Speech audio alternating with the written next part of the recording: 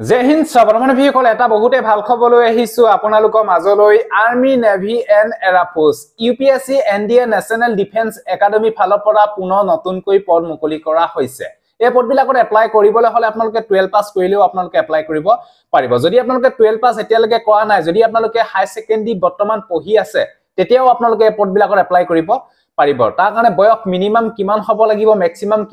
কিমানৰ লগে দিয়া হৈছে এপ্লিকেশন ফিস কিমান কাটিব লাগিব টোটাল কিমানটা পদ মুকলি কৰা হৈছে সকলোবিলাকৰ ডিটেইলছ ভিডিওৰ জৰিয়তে ফুল ইনফৰমেশন অকৰে আপোনালোকক দিবলৈ বিচাৰিছো সব ভিডিওটো সম্পূৰ্ণৰূপে চাই থাকিব আৰু যদিহে আপোনালোকে আমাৰ চেনেললৈ প্ৰথমবাৰ কাৰণে আহিছে তেতিয়ালে চেনেলটো সাবস্ক্ৰাইব কৰি লব কাৰণ আমাৰ চেনেলত যিকোনো ধৰণৰ ডিফেন্স আপডেট আপোনালোকে আগতীয়াকে পাব যিখিনি আপোনালোকৰ ইউপিএসসি এনডিএ নেশনেল ডিফেন্সৰ ফালৰ পৰা যিখিনি পদ মুকলি কৰা হৈছে সেই পদবিলাকৰ এপ্লাই কৰা লিংক আৰু ফুল এডভাৰটাইজমেন্টৰ ডিটেইলছ ভিডিও ডেসক্ৰিপচনত দিয়া আছে নাইবা আমাৰ অফিচিয়েল সাইটত ভিজিট কৰিব indiajobsupdate.com তাতে গৈ পিনে আপোনালোকে এপ্লাই কৰিব পাৰিব আৰু ফুল নটিফিকেশনখন আপোনালোকে ডাউনলোড কৰি পঢ়ি চাব পাৰিব এতিয়া মই আপোনালোকক ডিটেইলছ বিলাক স্টেপ বাই স্টেপ মই আপোনালোকক দিবলৈ বিচাৰিছো department name union public service কমিশনৰ ফালৰ পৰা এখিনি পদ মুকলি কৰা হৈছে এপ্লাই প্ৰসেস অনলাইন মাধ্যমত আপোনালোকে পদবিলাকত এপ্লাই কৰিব লাগিব এপ্লাই লাষ্ট ডেট জানুৱাৰী মাহৰ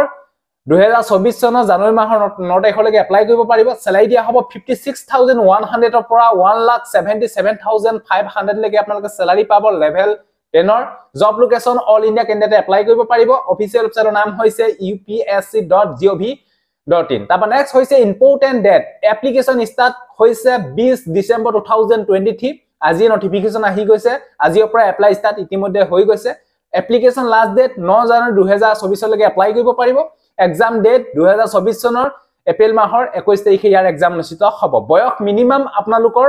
মিনিমাম বুলি ইয়াতে আপোনালোকক উল্লেখ কৰা নাই যে only unmarried male and female candidate apply কৰিব পাৰিব যোনসকল বনবান্ধৱীয়ে যদি বিয়া পতা নাই তেতিয়া হলে আপোনালোকে পদবিলাকত এপ্লাই কৰিব পাৰিব বিয়া পতা কেণ্ডিডেট বিলাকৰ কাৰণে এইখিনি পদ মুকলি কৰা নাই এইখিনি বিষয় আপোনালোকে গম পাইছে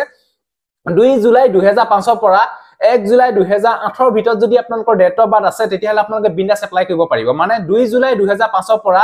1 জুলাই 2008 ভিতৰত যদি আপোনালোকৰ মাজৰছোৱাত যদি ডেট অফ বাৰ্থ আছে তেতিয়া হলে আপোনালোকে এই পদবিলাকৰ কাৰণে বিন্দাস এপ্লাই কৰিব পাৰিব তাৰ কাৰণে এটা এপ্লিকেশন ফিস কাটিব লাগিব জেনেৰেল ওবিসি ইডব্লিউএছ বিলাকে 100 रुपीस পেমেন্ট কাটিব লাগিব এসসি এসটি ফিমেল বিলাকে কোনো ধৰণৰ এপ্লিকেশন ফিস কাটিব নালাগে নীল পেমেন্ট মোড অনলাইন মাধ্যমত আপোনালোকে পেমেন্ট কাটিব পাৰিব তাৰপা নেক্সট হৈছে পোষ্ট নেম এণ্ড কোৱালিফিকেশন ইয়াতে আপোনালোকৰ আৰ্মি উইঙৰ কাৰণে এপ্লাই কৰিবলৈ হলে আপোনালোকে 12 পাস কৰিলে এপ্লাই কৰিব পাৰিব যদি আপোনালোকে 12 পাস কৰা নাই যদি বৰ্তমান আপোনালোকে 12 হাই সেকেন্ডাৰী পঢ়ি আছে তেতিয়া আপোনালোকে এপ্লাই কৰিব পাৰিব এই বিষয়ে আপোনালোকে গম পালে তাৰপা নেক্সট হৈছে যিখিনি আপোনালোকৰ ইণ্ডিয়ান যিখিনি আপোনালোকৰ এয়াৰফোৰ্স বা আপোনালোকৰ যিখিনি আপোনালোকৰ নোবেল একাডেমি বা নেভি হে পদবিলাকত এপ্লাই কৰিবলৈ হলে আপোনালোকে 12 পাস কৰিব লাগিব আৰু লগতে আপোনালোকে ফিজিক্স কেমিষ্ট্ৰি এণ্ড মেথছ সাবজেক্টটো আপোনালোকৰ থাকিব লাগিব তেতিয়াহে এপ্লাই কৰিব পাৰিব কিন্তু আপোনালোকৰ যিখিনি আৰ্মি উইং আৰ্মি কাৰণে যিখিনি ভেকেন্সি মুকলি কৰা হৈছে তাৰ কাৰণে আপোনালোকে হাই সেকেন্ডাৰী পাস কৰিলে আপোনালোকে এপ্লাই কৰিব পাৰিব যিকোনো ষ্ট্ৰীমৰ পৰা পাস কৰিলে হৈ যাব তাৰপা নেক্সট হৈছে ভেকেন্সি ডিটেইলছ টোটাল ভেকেন্সি আপোনালোকে 400টা ভেকেন্সি দেখিবলৈ পাব ইয়াতে আপোনালোকে ডিটেইলছ বিলাক ধুনীয়াকৈ আপোনালোকে চাব লৰাকনে কিমানটা ভেকেন্সি আছে ছোৱালীৰ বাবে কিমানটা ভেকেন্সি আছে আপোনালোকে ডিটেইলছ বিলাক চেক আউট কৰি লব তাৰপা নেক্সট হৈছে আপোনালোকৰ এই পদবিলাকৰ সিলেকশন প্ৰসেস যদি আপোনালোকে পদবিলাকৰ প্ৰতি ইন্টাৰেষ্ট হয় যদি এপ্লাই কৰিব বিচাৰে তেতিয়া হলে আপোনালোকে অতি শীঘ্ৰে 9 জানুৱাৰীৰ ভিতৰত আপোনালোকে এপ্লাই কৰি লওক এপ্লাই কৰা লিংক ভিডিও ডেসক্ৰিপচনত দিয়া আছে ফুল এডভাৰটাইজমেন্টৰ ডিটেইলছও আপোনালোকে পাই যাব যদি ইন্টাৰেষ্ট হয় যদি এপ্লাই কৰিব বিচাৰে তেতিয়া হলে আপোনালোকে ইউপিএসসি এনডিএ ফালৰ পৰা যিখিনি 2024 ৰ কাৰণে পদ মুকলি কৰা হৈছে সেই পদবিলাকৰ কাৰণে বিনাস এপ্লাই কৰিব পাৰিব যদি এই ভিডিওটো ভাল পালে যাতে সকলো বন্ধু-বান্ধৱীকে যাতে ভিডিওটো শেয়াৰ কৰক যাতে সকলোৱে গম পাওক সো আজিলৈ বাই জয় হিন্দ বন্দে মাতৰম জয় অসম ধন্যবাদ